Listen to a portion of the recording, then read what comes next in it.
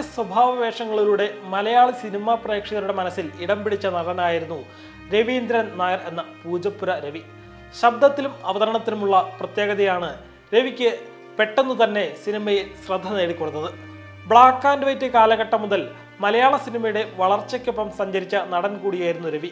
മലയാളത്തിലും തമിഴിലുമുള്ള പല സീനിയർ താരങ്ങൾക്കൊപ്പം അഭിനയിക്കാൻ കഴിഞ്ഞത് ഈ അതുല്യ കലാകാരന്റെ അപൂർവ സൗഭാഗ്യമായിരുന്നു.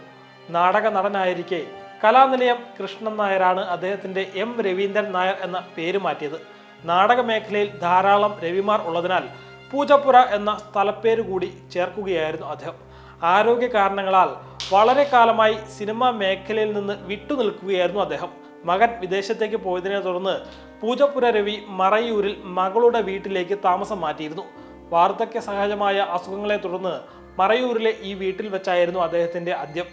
ട്രാവൻകൂർ ഇൻഫൻട്രിയിലും സൈനിക സ്കൂളിലും ഉദ്യോഗസ്ഥനായിരുന്ന മാധവൻ പിള്ളയുടെയും ഭവാനിയമ്മയുടെയും 4 മക്കളിൽ മൂത്തയാളായിരുന്നു രവി.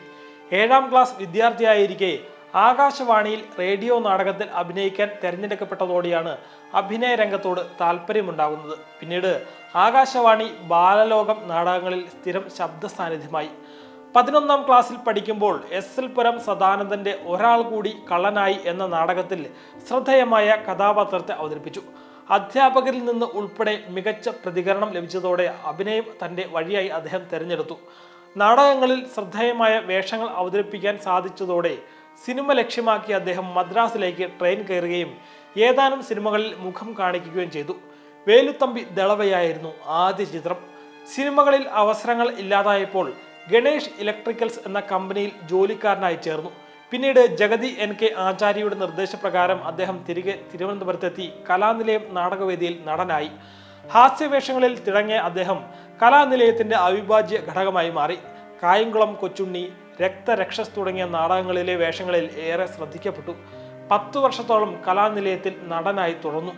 1976 ഹരിഹരൻ സംവിധാനം ചെയ്ത അമ്മിണി അമ്മാവൻ എന്ന സിനിമയിൽ ശ്രദ്ധേയമായ വേഷം അവതരിപ്പിക്കാൻ സാധിച്ചതോടെ സിനിമയിൽ നിരവധി വേഷങ്ങൾ തേടിയെത്തി. സത്യൻ, നസീർ, മധു, ജയൻ തുടങ്ങി മമ്മൂട്ടിയും മോഹൻലാലും കഴിഞ്ഞ് പൃഥ്വിരാജും ടൊവിനോ തോമസും ഉൾപ്പെടെയുള്ള വിവിധ തലമുറകൾക്കൊപ്പം 5 പതിറ്റാണ്ടോളം അഭിനയ രംഗത്ത് സജീവമായിരുന്നു അദ്ദേഹം. ജോഷി, പ്രിയദർശൻ, സിബി മലയിൽ, കമൽ, വിനയൻ തുടങ്ങിയ പ്രമുഖ സംവിധായകരുടെ എല്ലാം ആദ്യ സിനിമകളിൽ അഭിനയിച്ചു. പ്രിയദർശന്റെ നിരവധി സിനിമകളിൽ ശ്രദ്ധേയമായ വേഷങ്ങൾ ചെയ്തു. സിനിമയിൽ അവതരിപ്പിച്ചവയിൽ പകുതിയിലധികവും പട്ടർ കഥാപാത്രങ്ങളായിരുന്നു എന്നത് പൂജപ്പുര രവിക്ക് മാത്രം അവകാശപ്പെടാവുന്ന ഒരു അപൂർവ സവിശേഷതയാണ്. സിനിമയിൽ അവസരങ്ങൾ കുറഞ്ഞതോടെ മിനി സ്ക്രീനിൽ ശ്രദ്ധിച്ച അദ്ദേഹം നിരവധി TV സീരിയലുകളിൽ വേഷമിട്ടു. 1970കളിലാണ് പൂജപ്പുര രവി സിനിമയിലേക്ക് പ്രവേശിക്കുന്നത്. 1990കളിൽ സീരിയലുകളിലും അഭിനയിക്കാൻ തുടങ്ങി. 1992 അഭിനയിച്ച കള്ളൻ കപ്പലിൽ തന്നെ എന്ന സിനിമയിലെ വേഷം ശ്രദ്ധേയമായി. പിന്നീട് നിരവധി വേഷങ്ങൾ തേടിയെത്തി.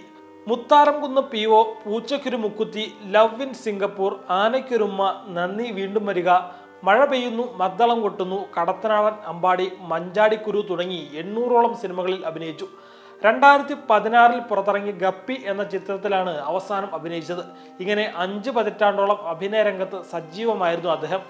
പൂജപ്പുര രവിയുടെ വിടവാങ്ങലോടെ മലയാള സിനിമയിലെ ഒരു തലമുറയാണ് പോയി മറയുന്നത്. കാലയവനികയ്ക്കുള്ളിൽ മറഞ്ഞെങ്കിലും അദ്ദേഹത്തിന്റെ കഥാപാത്രങ്ങൾ അവിസ്മരണീയമായി മലയാള സിനിമാ ചരിത്രത്തിൽ എന്നെന്നും നിറഞ്ഞു നിൽക്കും.